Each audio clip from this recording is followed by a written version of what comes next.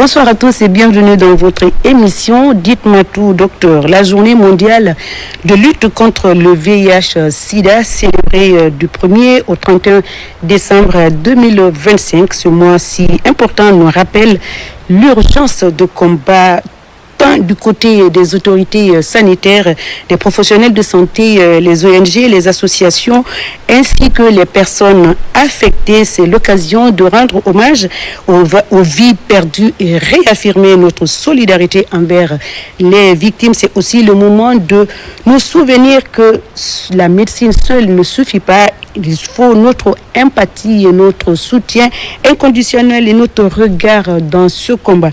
Et comme dirait donc la célèbre militante Elizabeth Taylor, je cite, « Nous sommes à l'ère où l'on peut enfin vivre avec le VIH, mais on ne peut pas vivre avec la stigmatisation et la discrimination. C'est pourquoi nous devons garantir l'accès au traitement pour tous et éradiquer toute forme de discrimination et de stigmatisation. » C'est sur ces mots que nous recevons donc sur ce plateau les ténors de la lutte contre le VIH-Sida. Il s'agit tout simplement de Kadiatou Bodi Baldé et Monsieur Soriba pour nous parler davantage ce qui se trame à partir de demain dans la lutte contre le VIH-Sida. Vous pouvez donc nous appeler dans la deuxième partie au 628 90 73 comme nous avons l'habitude de procéder, les questions-réponses et nous revenons à vous juste après.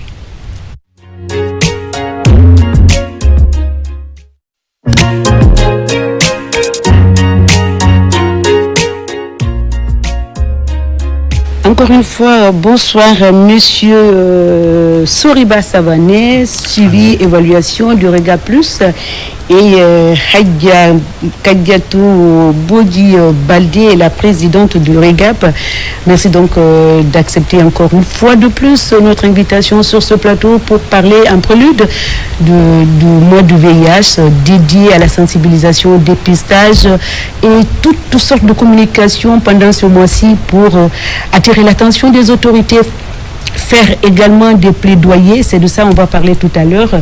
Demain, c'est la journée qui commence. On ne sait pas comment c'est organisé. On va le savoir tout à l'heure sous votre vigilance et votre bienveillance. Encore une fois, Monsieur Soriba, Monsieur Sané, et bonsoir. Et ma chérie Bodi Hadia, bonsoir. Bonsoir. Comment vas-tu? Ça va, grâce à Dieu. En prélude donc de la journée qui commence demain, dédiée à la sensibilisation au dépistage, et tout le mois d'ailleurs est consacré à ça. Et toutes sortes de communication aussi est liée à la vulgarisation et dépistage, les sites, on veut le savoir tout à l'heure à travers vous. Et nous vous recevons et nous allons parler de tout ce qui va se passer de demain jusqu'au 31, les bilans, semi-bilans, tout ce qui va se passer.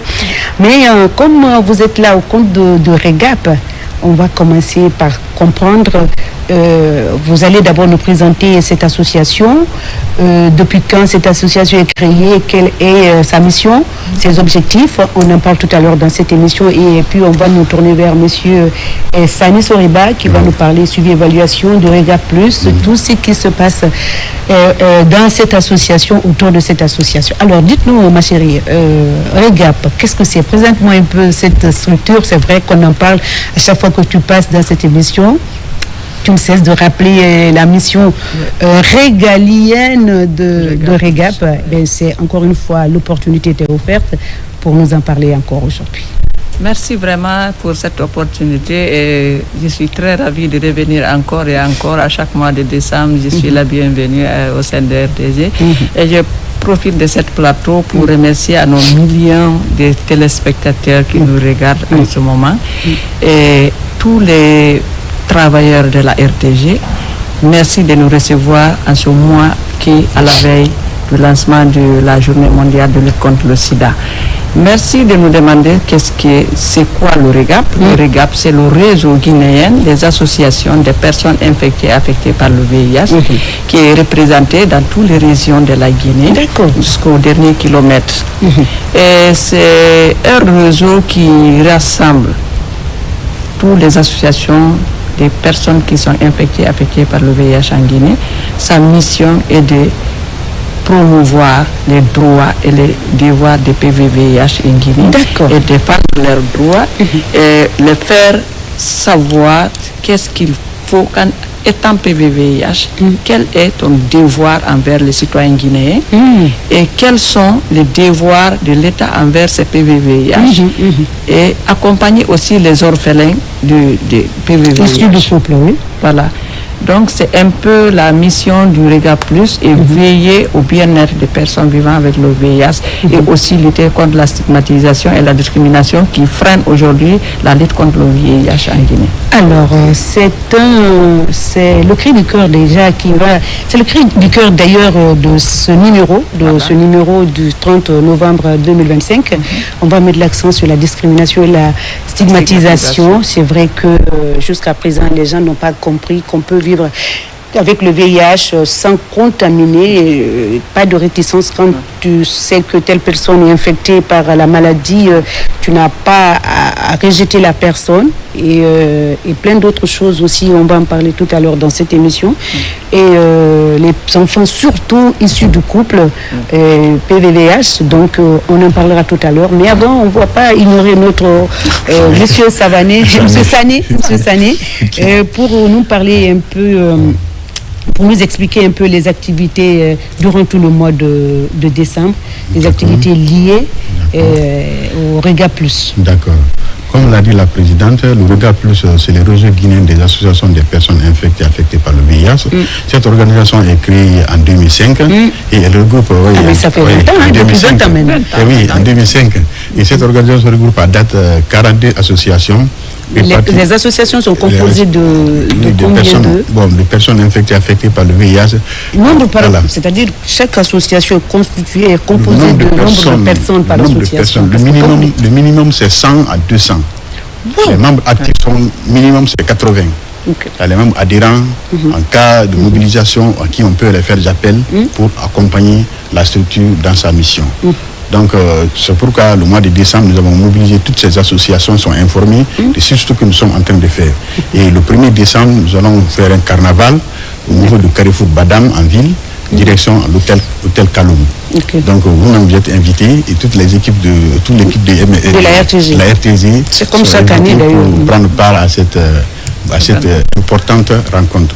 Parce que c'est le lieu de faire des discours pour la sensibilisation et attirer l'attention. Le discours sera tenu au lieu de départ ou bien à l'hôtel Kaloum. Par le ministre de la Santé non seulement par le ministre de la Santé, il y aura le gouvernement qui va intervenir à travers le secrétariat exécutif du CNLS qui est sous tutelle de la primature. C'est toujours docteur Diakité. Docteur Diakité Eva Abbas, sous l'égide du premier ministre chef de gouvernement. Donc ils vont tenir le discours et nous, les organisations de la société civile, à travers la présidente du Rega Plus, elle va aussi tenir un discours pour attirer l'attention des décideurs pour les dysfonctionnements. Bien sûr que l'État est en train de fournir assez d'efforts, mais que cela nous tienne, on a des petites difficultés. Oui, surtout au niveau des intrants. Aujourd'hui, il n'y a pas assez de rupture remarquée. Mais ça arrive quand même avec les déploiements de Conakry à l'intérieur du pays. C'est des petits soucis qui peuvent arriver, mais que si c'est gérable, on peut quand même laisser passer. Mais si ça devient un peu persistant, il faut quand même trouver une solution parce que les gens dépendent de ces produits. Voilà. Alors, Regap, c'est vrai que ça regroupe beaucoup d'associations. On va rappeler d'abord le thème de l'année. C'est important.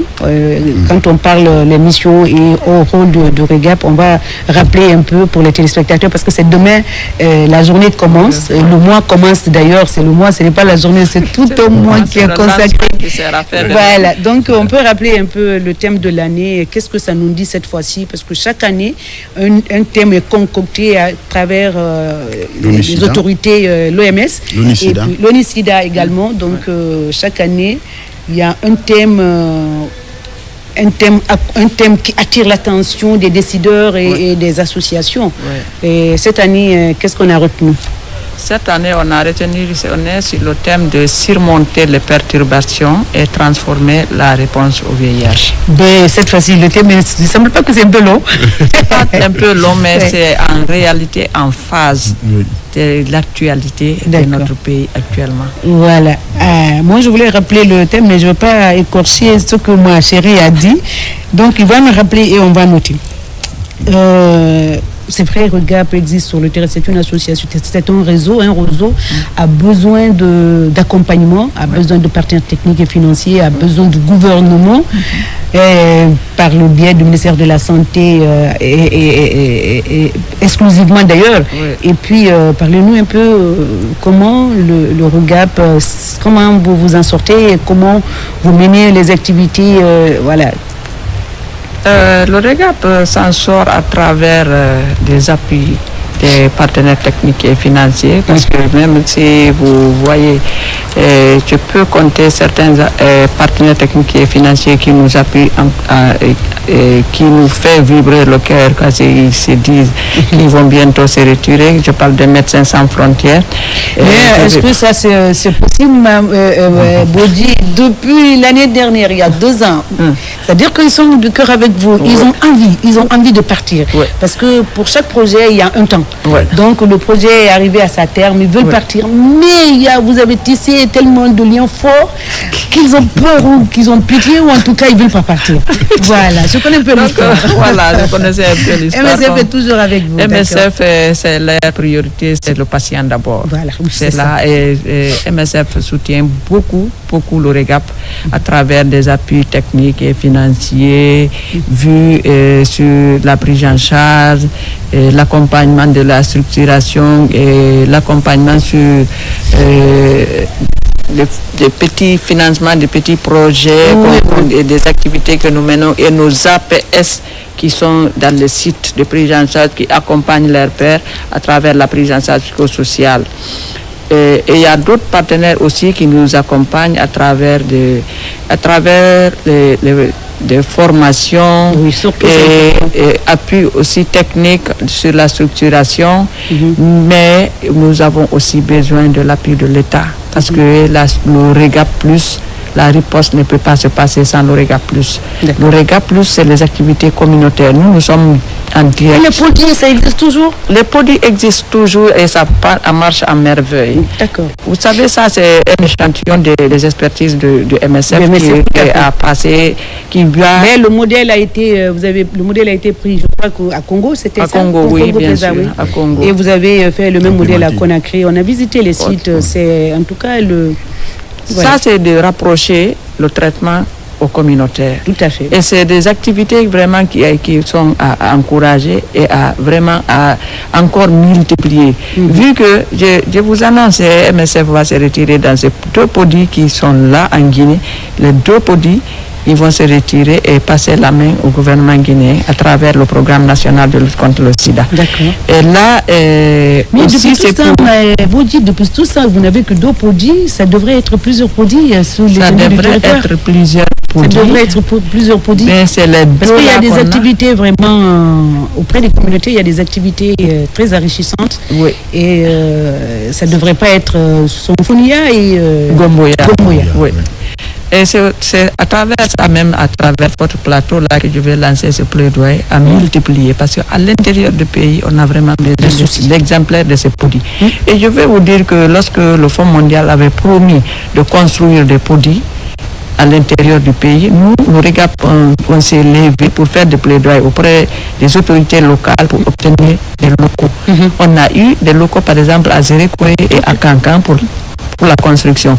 Mais fort malheureusement, le Fonds mondial, qui est le seul bailleur, un grand bailleur, donc le seul qui a décidé à travers les coupures au niveau du haut niveau, là, les coupures de fonds, ils ont décidé d'annuler la construction. Oui, c'est vrai. Et là, moi, je vais lancer l'appel à l'État guinéen. Ils ont des bâtiments administratifs qu'ils peuvent octroyer au REGAP+, pour nous permettre de mettre les PODI en place et pouvoir décentraliser, accompagner nos communautés, parce que c'est la population guinéenne.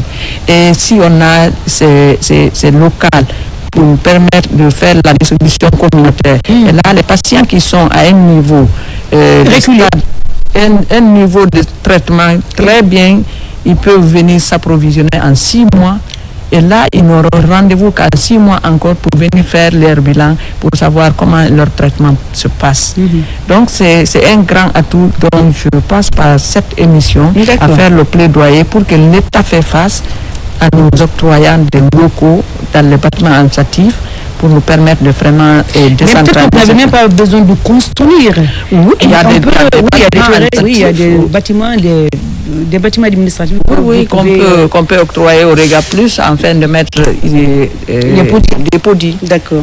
Voilà, aussi ça va désengorger, ça va diminuer la charge des médecins pour la consultation. Parce que nous, parmi nous, il y a des membres qui sont formés sur la distribution, sur le dépistage, sur le conseil. En fait, vous êtes semi-médecin. Vous êtes semi-médecin. Quand vous voyez des gens au niveau des produits, en fait, leur littérature est tellement soutenue par des termes techniques. Et, voilà. Oui. Donc c'est comme si c'était des médecins. Donc la formation continue, c'est important aussi. Hein. Moi, quand j'entends MSF veut se retirer, voilà. Ça fait trembler le cœur. Hein. Ça va pas aider. Vous savez aussi, ils ont beaucoup fait parce qu'ils ont fait la transmission, ils ont formé près de 300 infirmiers au niveau de Donka. Et beaucoup plus, ce qui me fait trembler le cœur, c'est les CFR de Donka.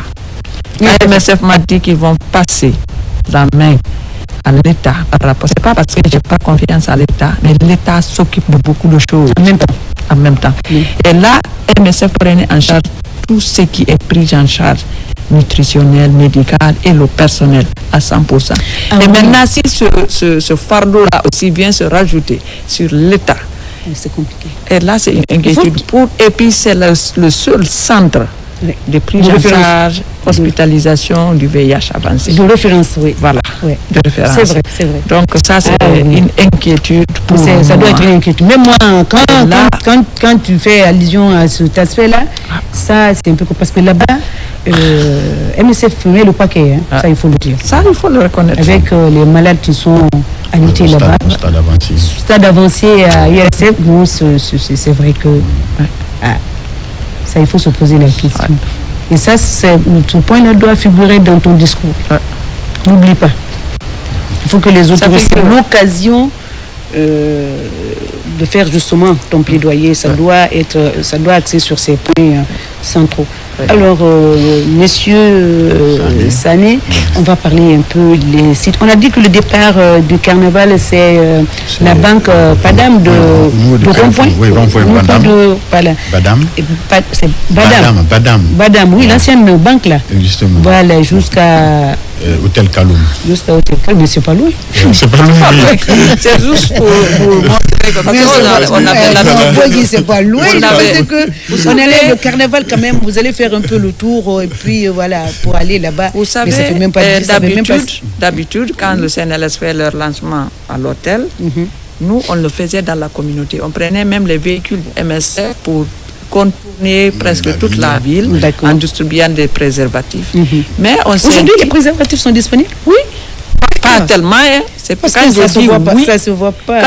Quand je dis oui, c'est pour ceux qui peuvent et ceux qui veulent venir se faire dépister pour les encourager. D'accord. C'est pas disponible en quantité. Ça, je ne veux pas mentir sur ce plateau. C'est pas bien de dire. Il faut dire les choses là où c'est pas oui. Donc, je me réserve de dire que c'est disponible. Mais il y a une toute petite quantité qu'on a reçue pour nous permettre vraiment d'accompagner. C'est MSF qui a donné ça aussi? C'est MSF et le programme national. D'accord. Oui. OK. Et CNLS CNLS, oui, nous accompagne aussi à travers quelques... Mais CNLS, je crois que c'est le moment de... Si MSF doit partir, CNLS doit quand même mettre en place un mécanisme pour assurer le bon fonctionnement le centre de l'ICFR, oui, il y a un engagement très fort du côté du CNLS, ça il faut le reconnaître parce qu'il y a même deux comités qui sont mis en place, dont je fais partie. Le comité du pilotage et le comité technique sur tout ce qui est aspect de prise en charge. Il y a eu l'évaluation de tous les coûts que le CNLS est en train de suivre à travers ce comité et défendre au niveau de la primature. Tout à fait. Et au niveau de la présence, ça peut aller, je pense. Il suffit juste de mettre la volonté et de savoir relever ce défi-là, parce que ça devient un défi pour le gouvernement. Pour le gouvernement. Voilà, parce que on peut MSF rester longtemps en partant et vous laisse et puis tout ce qu'il y a au niveau du centre. faut juste savoir coordonner parce que c'est les mêmes médecins peut-être qui vont rester. C'est peu des expatriés qui sont dedans. Oui, la grande partie, c'est des Guinéens. C'est pourquoi, lors du café de presse de MSF, j'ai souligné cela, j'ai dit aux médecins, après le départ de MSF, même au cas où vous n'arrivez pas à avoir tout ce que MSF vous donne, n'oubliez pas que ce sont vos frères et sœurs guinéens que vous êtes en train d'aider. Donc, et cela va s'ajouter à l'État qui vont voir au niveau des fonds domestiques et voir sur le secteur privé aussi comment vraiment venir en aide à ceux qui sont là parce qu'ils s'occupent vraiment des malades très compliqués à stade. Oui, à stade. Et aussi, c'est des vies des Guinéens qu'on est en train de sauver. Oui, c'est vrai. Le carnaval et puis ensuite les discours. Maintenant, les sites de dépistage, on peut avoir une idée un peu sur les sites. Suivant les activités planifiées au courant du mois de décembre, on a une série d'activités de dépistage qui va se réaliser dans la communauté. D'abord, du 4 au 7, il y a une activité de dépistage qui est prévue à Koya, précisément à Sambaya. Il y a tout un programme. Voilà, donc là, il y a toute une équipe qui est mise en place. Les dépisteurs, les agents sensibilisateurs, les mobilisateurs, donc seront tous là pour accompagner le regard pelouse à réaliser cette activité. Et c'est là, à partir du 13 au 15, du 9 au 13, il y a une activité qui va se passer de dépistage de sensibilisation au marché de Koya.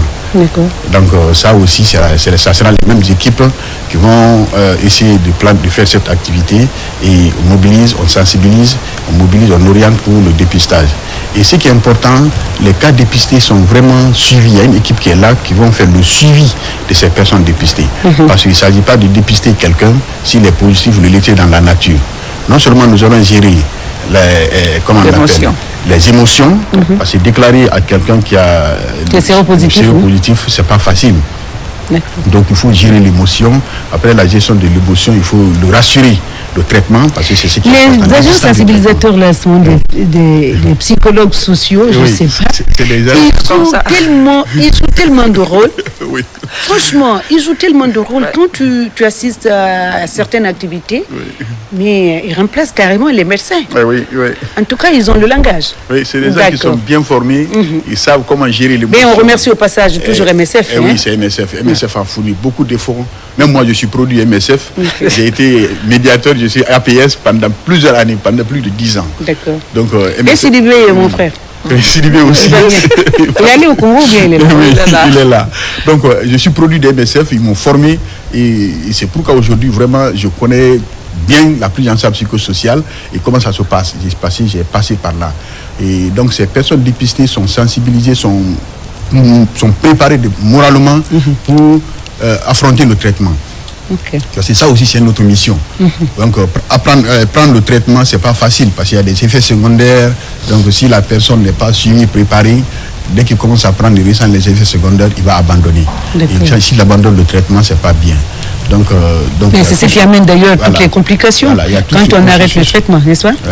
Il y a tout ce processus qui est mis en place et qu'on va. Il y a aussi des dépistés récalcitrants. Ils veulent pas. Ils veulent pas et ce qui reste dans la nature, ils continuent à propager et sans se protéger. Est-ce que dans quel volet on peut mettre ces récalcitrants là? C'est des gens de mauvaise foi qui veulent contaminer ou c'est par peur c'est par peur de la stigmatisation et des frustrations qu'ils subissent à travers la communauté. Pour dire, aujourd'hui, le VIH n'est pas un tabou. Pourquoi les gens refuseraient de connaître leur statut? Voilà. Quand tu connais ton statut, tu prends des précautions. Vous savez, par exemple, en ville, on peut dire que ce n'est plus un tabou. Mais ça reste toujours un tabou. À l'intérieur du pays. Mais justement, ma question... Par manque de communication. Voilà, justement. Je voulais poser la question. C'est-à-dire, au mois de décembre, beaucoup d'activités sont concentrées dans Grand Conakry, ici, Conakry-Kaloum, Conakry-Kaloum jusqu'à Kouya. Mais et les autres préfectures reculées? Comment vous faites? Oui, pendant le mois de décembre, vu que les moyens ne sont pas là, on délègue les activités à travers nos associations qui sont décentralisées à l'intérieur. Nos points focaux qui sont là-bas, chacun va faire de son mieux à travers les moyens qu'il dispose à son niveau.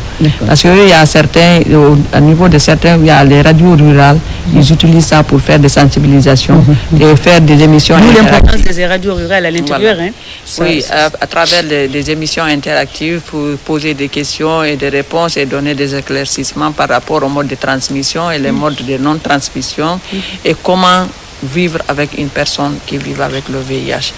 Donc, vu que les moyens ne sont pas là, il y a pas assez de moyens pour la campagne. On passe par les stratégies et décentralisées au niveau de nos représentants au niveau rural. Normalement, après le mois de décembre, les campagnes continuent.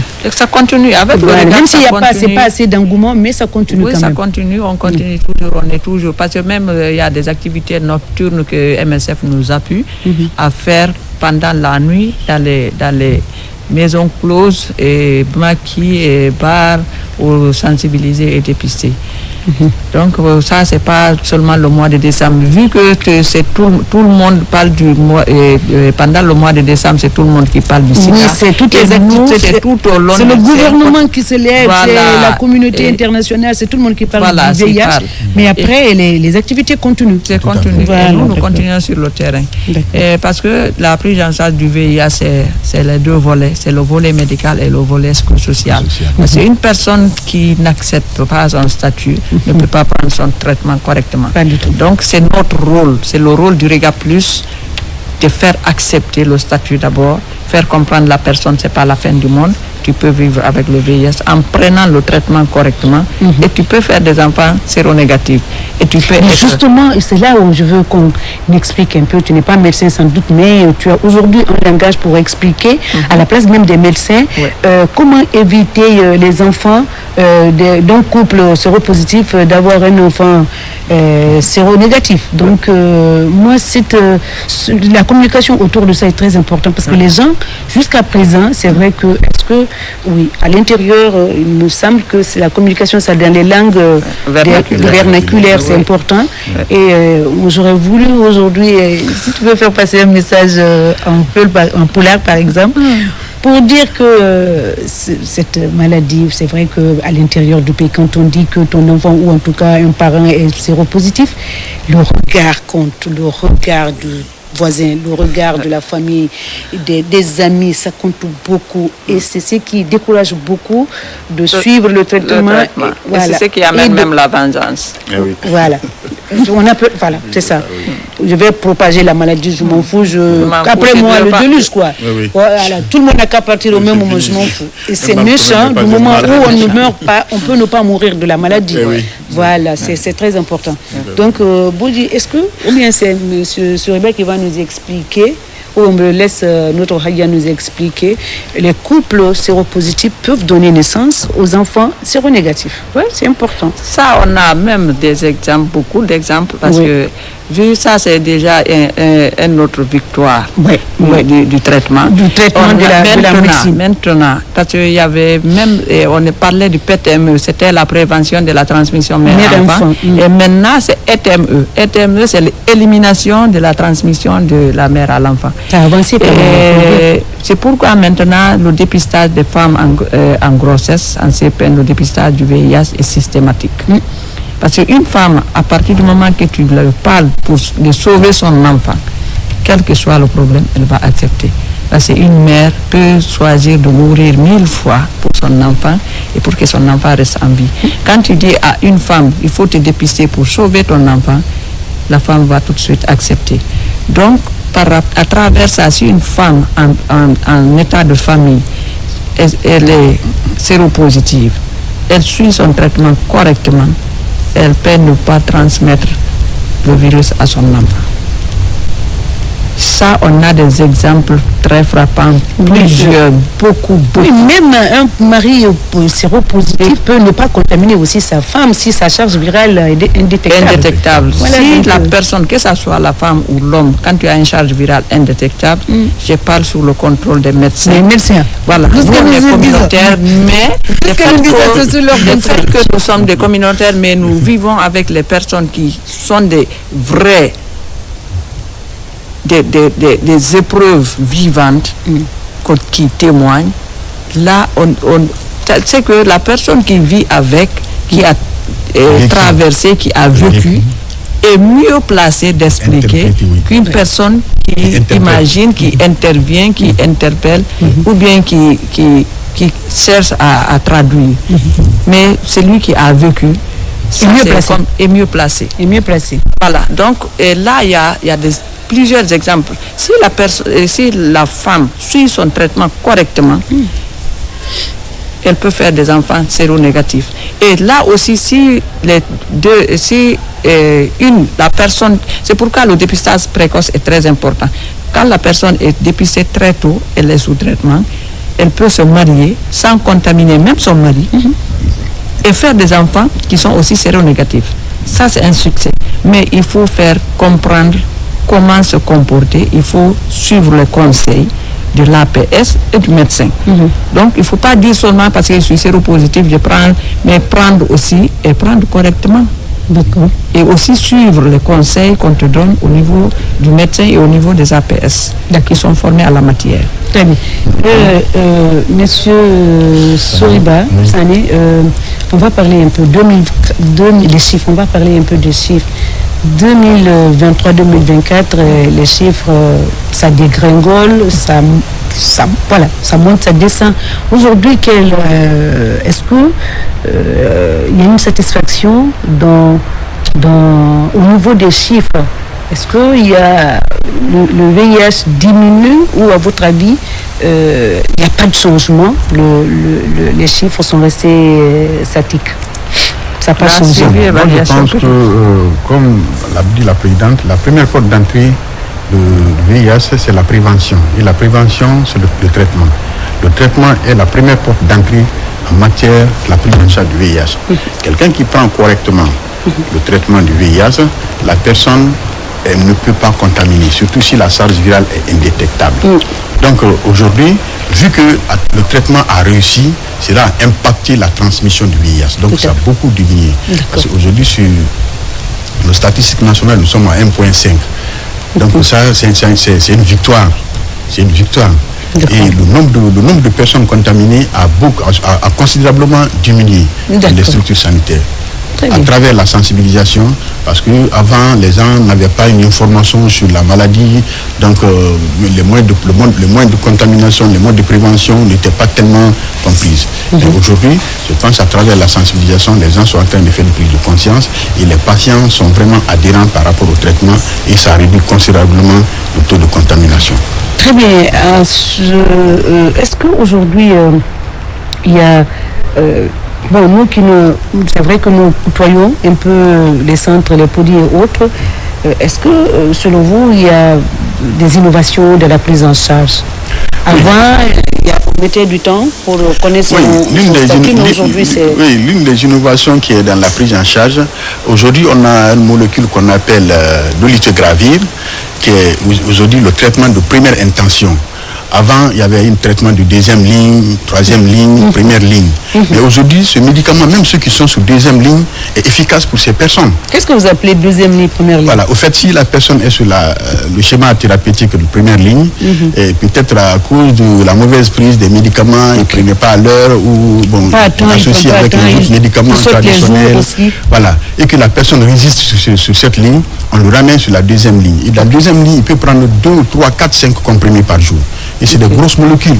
Et aujourd'hui, ce molécule qu'on appelle dolutegravir est venu supprimer ça. Donc un seul comprimé par jour, ça suffit pour la personne qui est en deuxième ligne et en première ligne. Vous avez vu? Donc ça, c'est une véritable innovation. Malgré qu'il y a des soucis, mais ça arrive quand même, on parvient à gérer. Donc ça, c'est une innovation qui est à saluer. Voilà. Et aujourd'hui, les boîtes aussi on avait une boîte de 30 comprimés. par jour. Donc quand le patient vient, quand on lui donne 6 mois de traitement, il part avec 6 boîtes de médicaments. Mais aujourd'hui, il y a une seule boîte qu'on donne 90 comprimés dans une seule boîte. 180 Un comprimé par jour. Oui, un comprimé par jour, 180. Donc le traitement de 6 mois dans une seule boîte. Vous avez vu, ça c'est une innovation. Donc, et connaître aussi son statut sur place. Et oui. Aujourd'hui, on peut connaître dès qu'on fait le test. Avant aussi, quand on dépistait, on le mettait dans l'instruction, il va aller une semaine, il est en train de réfléchir, qu'est-ce qui va se passer, qu'est-ce qu'on va me dire après. Mais aujourd'hui, dans 30 minutes, tu viens, tu es sensibilisé, tu acceptes, on passe au dépistage, maximum 30 minutes, 30 à 45 minutes, tu as ton résultat. Et on t'annonce, si c'est un résultat positif, on gère, et puis la personne est préparée, il est préparé pour la mise sous traitement. Donc ça, c'est des innovations. Chaque équipe est composée d'un psycho... Voilà, il y a des psychologues, il y a des accompagnateurs psychosociaux, il y a des médecins.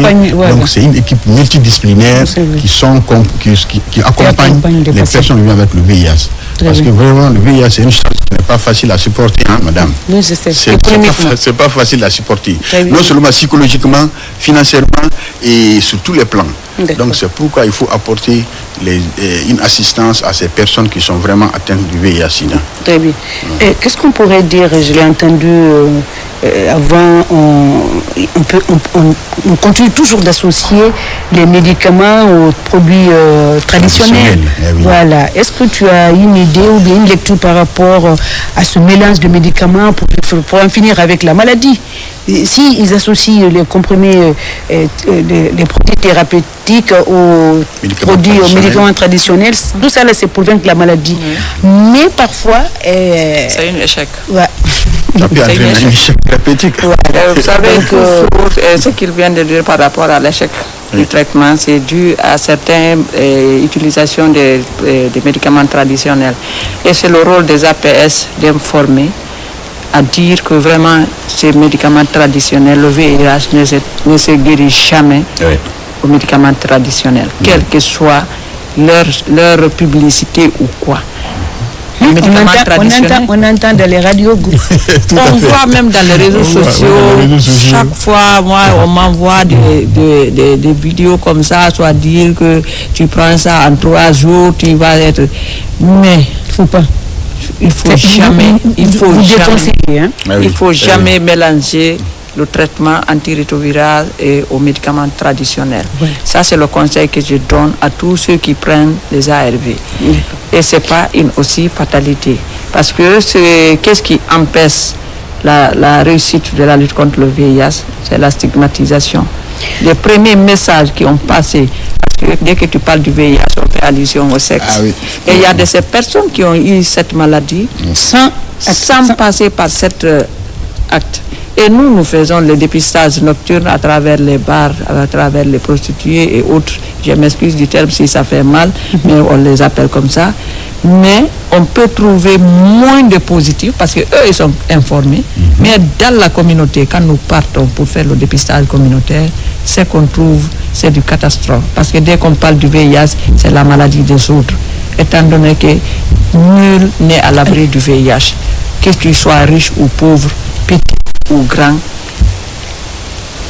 noir ou blanc, le VIH se fiche. C'est à la porte de tout le monde. Il suffit de faire face pour comprendre. Et là, les personnes qui portent aussi le virus, ce sont des victimes de maladies comme tous les autres. Personne ne cherche à avoir une maladie, quel que soit le problème.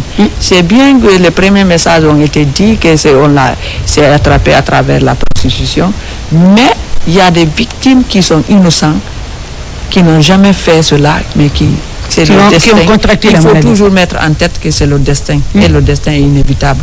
Quand tu es malade et qu'on te montre un produit qui peut guérir cette maladie et que tu ne payes même pas, il faut être adhérent et prendre les médicaments et suivre le reste et laisser le reste dans la main de Dieu. La gratuité, oui, c'est vrai. Parce que l'État se bat beaucoup pour la disponibilité des ARV. Et si maintenant le patient refuse de prendre ses ARV, c'est une perte. Et là, c'est la personne même qui va perdre. Et là, la personne va développer la maladie. Une personne peut être séropositive sans développer la maladie SIDA. C'est ce que les gens ne comprennent pas. Une personne peut être séropositive pendant toute sa vie et ne pas développer la maladie sida. La maladie sida, c'est quand la personne développe la maladie et elle est... Une maladie comorbidité. Voilà. Comorbide de la tuberculose notamment et d'autres maladies. Voilà.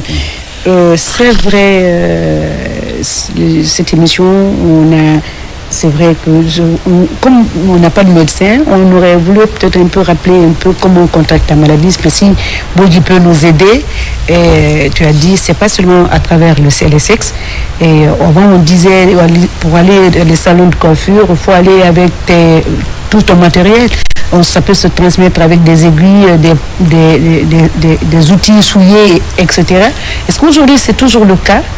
Vous savez, c'est pourquoi nous, on n'est pas des médicaux, mais on est proche de ces médicaux. Oui, justement, à travers les formations qu'on a reçues, on a des informations sur le VIH. Je ne dis pas le côté technique médical, mais côté VIH, sur la transmission et non-transmission, là, nous sommes formés là-dessus. Et la transmission, nous, comme les communautaires, c'est en 3 voies.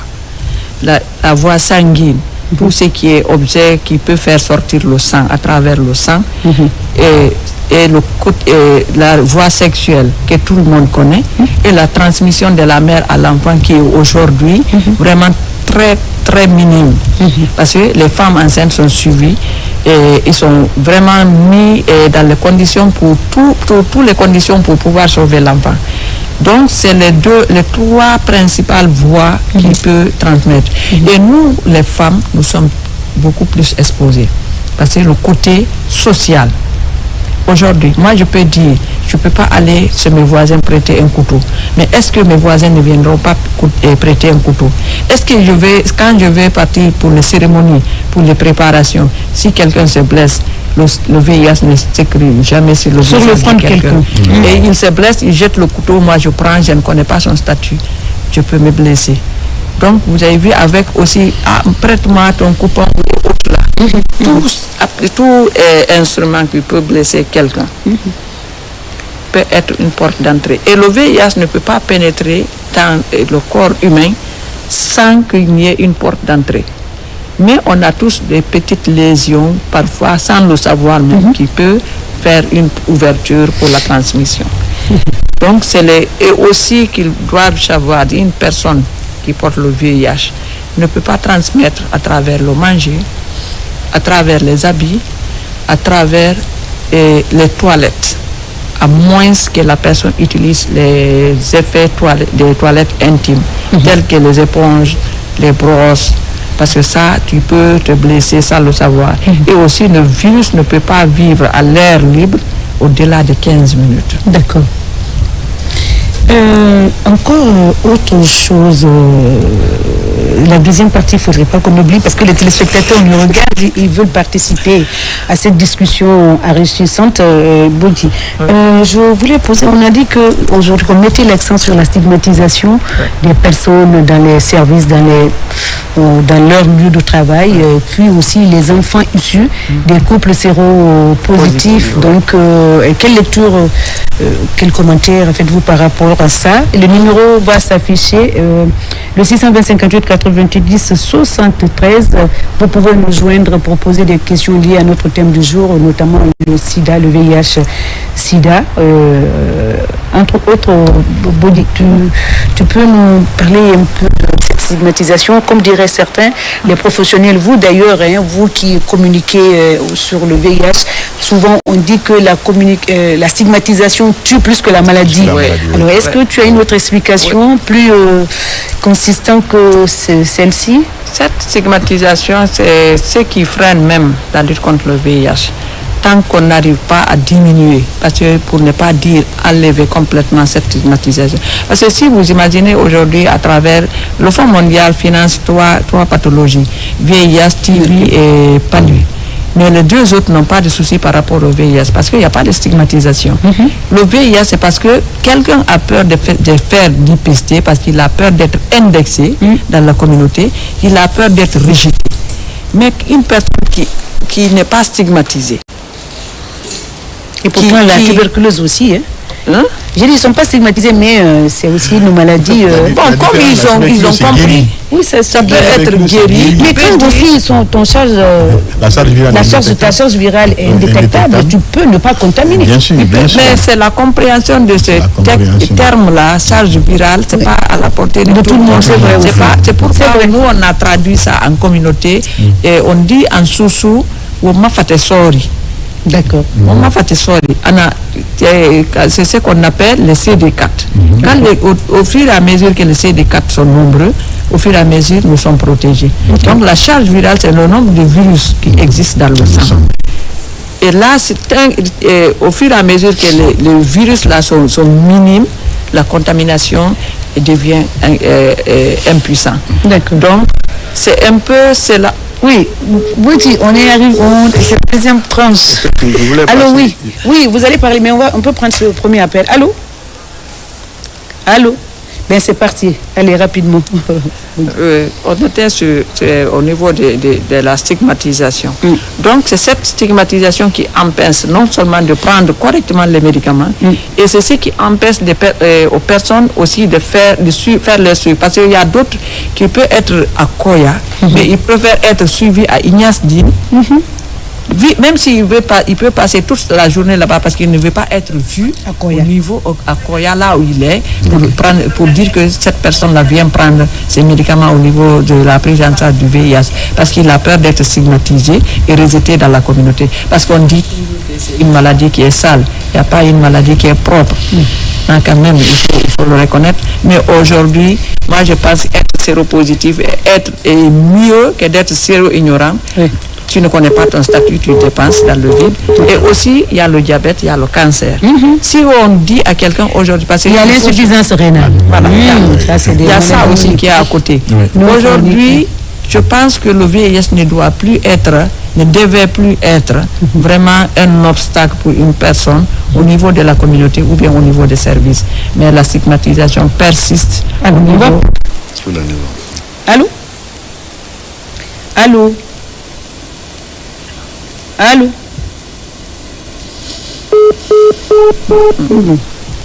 Monsieur Sané, Bon.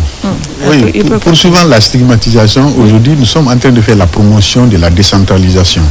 Donc, les patients, c'est pourquoi on a construit les PODI pour un peu démystifier la prise en charge de cette maladie. Aujourd'hui, les patients peuvent aller au PODI, prendre les médicaments discrètement, sans problème. Mais que cela, il y a des patients qui n'acceptent même pas d'aller au PODI parce que tout le temps, c'est la peur. Allô? Oui, bonsoir. Allô? Bonsoir, oui. Oui, bonsoir. Vous allez bien? Très bien. Votre nom, vous nous appelez d'où? Bonsoir. Vous allez bien? Très bien. Votre nom, vous nous appelez? Je m'appelle Ahmed Kondé. Ahmed Kondé, monsieur Kondé, oui. Nous vous écoutons, monsieur Kondé. Un petit souci concernant...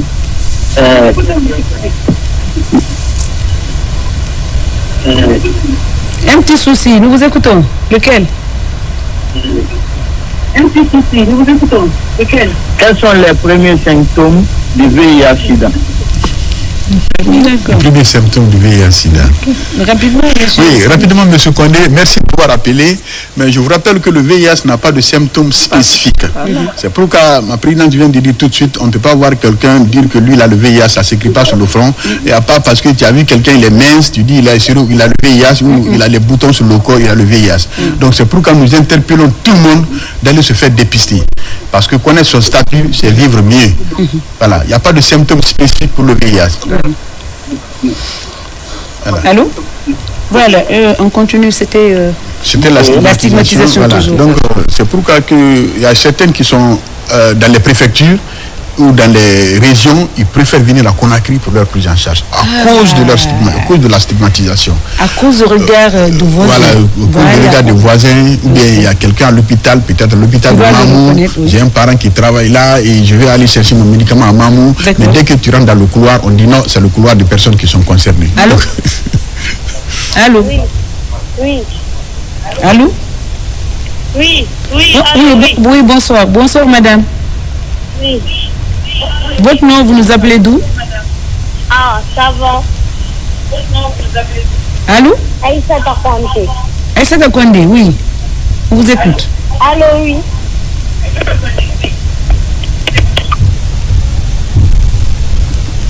On continue.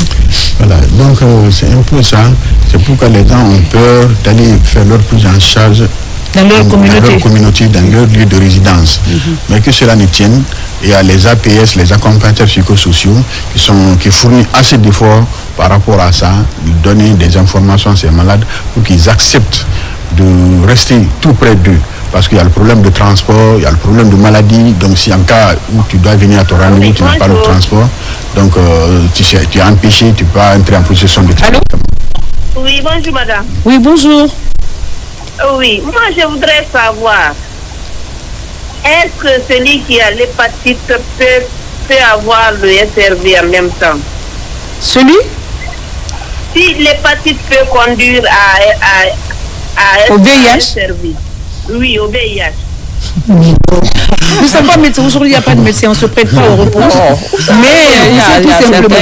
Ça, c'est deux maladies différentes. Deux maladies différentes. Oui, ce n'est pas la même chose. L'hépatite ne conduit pas à cela. Nous ne sommes pas des médecins. C'est comme si sous leur contrôle, mais la réponse est non, non? Ah oui, la réponse est bon, non? Oui, c'est bon. Depuis ces années, c'est non. Donc la réponse est non. On est unanime là-dessus. La réponse est non. Ça ne conduit pas au VIH. Donc soyez rassurés, ça n'amène pas. Le VIH, c'est un virus, ça se transmet, les modes de transmission, elle n'en a fait qu'à tout à l'heure.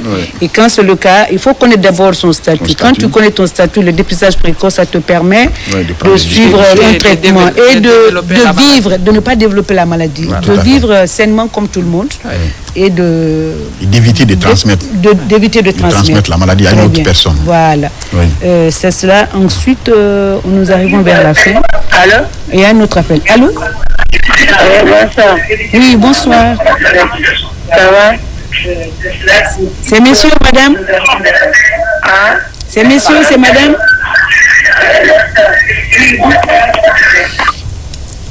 Éloignez-vous de votre poste téléviseur. Il y a du bruit, on ne vous entend pas. Vous pouvez rappeler. Ok.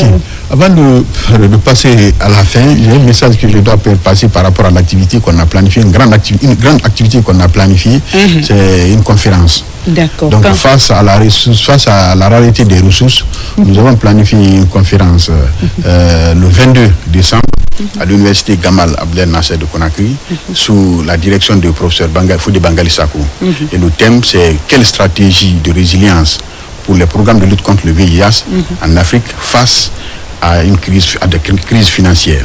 Donc face à cette situation, nous allons organiser une réflexion pour voir comment on peut faire la mobilisation autrement dans le cadre de la riposte contre le VIH. Parce que c'est un élément très important. Aujourd'hui, on a compris qu'il y a beaucoup d'organisations qui sont fermées à cause les organisations qui financent les activités à cause de la rareté des ressources. Donc face à cette situation, il faut qu'on mène une réflexion pour ça, pour voir quelles sont les stratégies de résilience qu'on va mettre en place pour la mobilisation des ressources dans le cadre de la riposte contre le VIH. Allô? Et ça, c'est le 22 décembre. Inch'Allah. Allô? Allô? Oui, allô? Oui, bonsoir, monsieur. Bonsoir, vous allez bien? Très bien. Votre nom? Vous nous appelez d'où? Mon nom c'est Kouyaté. Oui, monsieur Kouyaté, oui. Vous nous appelez d'où? Je suis à Koléa. Nous vous écoutons, monsieur Kouyaté. Ok. Je suis à Koléa. Nous vous écoutons. Votre question? Ma question est la bienvenue. Parlez un peu plus fort, monsieur Kouyaté. On ne vous entend pas. Je dis, ma question est que, est-ce que la personne qui a atteint un VIH là, allez-y, nous vous écoutons. Allô, monsieur Kouyaté, oui. Vous êtes là? Est-ce que la personne peut suivre... Bon, je dis bien. Nous vous écoutons, allez-y. Voilà. Alors, le dernier message, Madame la Présidente du REGAP. Voilà. Merci vraiment pour cette opportunité. Je profite de ce plateau pour faire un plaidoyer aux décideurs guinéens. Vraiment de faire face au REGAP+, pour plus de résilience au niveau de la riposte. et nous octroyer des locaux pour nous permettre d'avoir des sièges dans les bâtiments administratifs, parce que c'est le Fonds mondial actuellement qui paye les locaux du REGAP et ça prend tous nos fonds. Tous les fonds que le Fonds mondial nous accompagne, ça rentre dans la location et que l'État peut nous octroyer des locaux parce que nous sommes des partenaires, nous sommes des citoyens guinéens qui luttent, qui accompagnent surtout le ministère de la Santé au niveau communautaire. Il y a des activités que nous menons dans la communauté, seuls nous qui pouvons le faire. Avec l'appui de l'État, nous pouvons aller plus loin. Et aussi, j'invite tout le monde, particulièrement l'équipe de la RTG, au lancement de la journée mondiale. Prévu demain. Demain à 7h, il y aura la marche. On veut que tout le monde participe parce que on a vu les marches roses contre le cancer du sein. Donc, il ne faut pas que la stigmatisation va vers le VIH. Donc, il faut venir nous accompagner et faire la marche ensemble pour soutenir les personnes qui vivent avec le VIH. Et je remercie les millions de téléspectateurs, et particulièrement l'activiste Marie Sidibié, qui est une très grande activiste dans la riposte. Et là, vous êtes honoré d'être membre du REGAP à partir d'aujourd'hui. Merci beaucoup. Allez, on a fini. Est-ce qu'un petit mot, on a fini? Je ne dirai plus rien. Quand vous avez terminé, on va clôturer. Allez, merci vas-y. beaucoup. Un dernier mot. Le dernier mot que je vais penser ici, j'appelle tout le monde à prendre part au cérémonie de lancement du VIH et nous accompagner pendant les 15 jours de sensibilisation qui va se tenir à Boya et à Conakry. Très bien. Merci tout le monde. Merci donc à l'équipe technique qui est là tout le temps les dimanches pour nous accompagner. Ma chérie Massiri, merci à toi. Yaya, merci à toi également. L'équipe du Nodal, de la régie, vous êtes nombreux. François, chef Silla, chef Mané. Et ils sont nombreux, je ne peux pas les citer. Alassane, Ombra 3. Merci à toute l'équipe donc qui nous accompagne tous les dimanches pour la réalisation de Dites-moi tout. Donc on se retrouve donc la semaine prochaine pour d'autres thématiques dans cette émission, ici et nulle part ailleurs. Encore une fois, bonsoir et à la semaine prochaine.